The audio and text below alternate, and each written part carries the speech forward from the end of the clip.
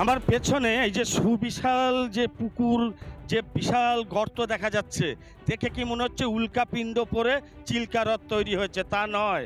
এই জায়গাটায় ১,১০০ বিঘের জমির মাটি বেমালুম কেটে সাফ করে দিয়েছে ডায়মন্ড হারবারের সাংসদ অভিষেক ব্যানার্জি। এমনটাই এফআইআরে নাম উঠে এসেছে। ঘটনা, এই জায়গাটা পলাশীর একটি সুগার মিল কোম্পানি, তারা এই জায়গাটা সরকারের কাছ থেকে লিজ নিয়ে এখানে আখ চাষ করার কথা ছিল, কিন্তু সেই চিনি কোম্পানি বন্ধ হয়ে যাওয়ার পর এইখানে শাহজাহান শেখ নামে এক মাটি দুষ্কৃতিকারী এই কোম্পানির কাছ থেকে জায়গাটি কিভাবে তার নাম হস্তান্তর করে নেয় এবং করে নেওয়ার পর ১,১০০ বিঘে জমির মাটি কেটে সাফ করে দেয়।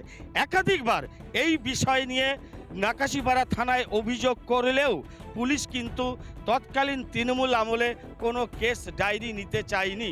পরবর্তীতে সরকার বদলেছে, ভয় আউট ভরসা ইন।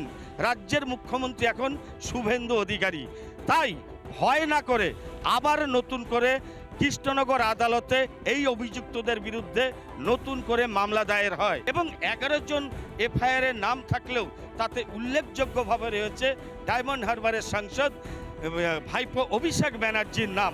এছাড়াও এখানকার যে স্থানীয় মাটি মাফিয়া শাহজাহান শেখ, তাকে এবং তার দুই এই অনুগামীকে গ্রেপ্তার করেছে নাকাশিপাড়া থানার পুলিশ। বলছি, আপনারা ভাইপোকে কিভাবে টাকা পাঠাতেন? শাহজাহান ভাই, কিভাবে টাকা পাঠাতেন?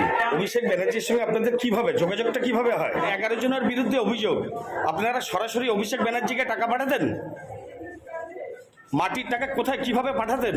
ভাইপো অভিষেক ব্যানার্জি, তার বিরুদ্ধে এবার মাটি চুরির অভিযোগ নদিয়ার নাকাশিপাড়া থানায়।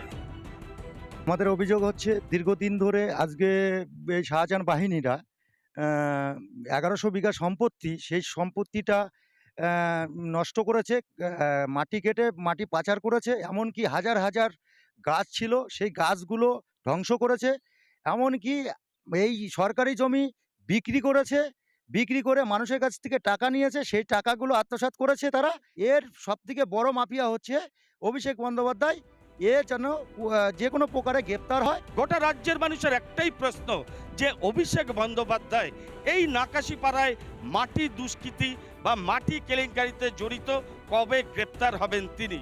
ভিডিও জার্নালিস্ট অমিত শাহর সঙ্গে পলাশকান্তি মণ্ডল, রিপাবলিক বাংলা, নদিয়া। নানা ধরনের কন্টেন্ট দেখার জন্য লাইক করুন, শেয়ার করুন আমাদের ফেসবুক পেজ, সাবস্ক্রাইব করুন আমাদের ইউটিউব চ্যানেল। পাশাপাশি অন্যান্য ব্রেকিং নিউজের জন্য অবশ্যই চোখ রাখুন রিপাবলিক বাংলায়।